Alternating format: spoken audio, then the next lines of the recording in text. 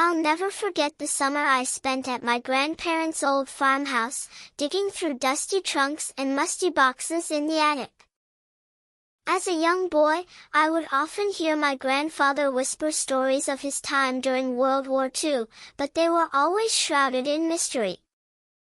It was on the third day of my attic excavation that I stumbled upon an old, worn-out briefcase hidden behind a stack of yellow newspapers.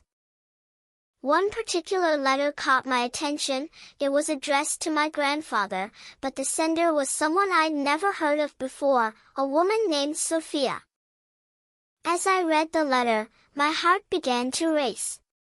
Sophia was a resistance fighter who had risked her life to help my grandfather and his unit escape from occupied France.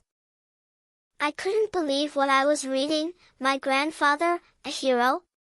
I felt a mix of emotions, excitement, pride, and shame for not knowing this earlier. As I delved deeper into the documents, I began to piece together the story of my grandfather's wartime exploits. The more I learned, the more I realized how little I'd known about his past. I felt like I was living through his experiences, reliving the fear, the uncertainty, and the camaraderie. It wasn't until I showed my grandfather the letter and told him about my discovery that he finally opened up about his time in the war. The emotions that flowed from him were cathartic, a mix of gratitude, sadness, and relief.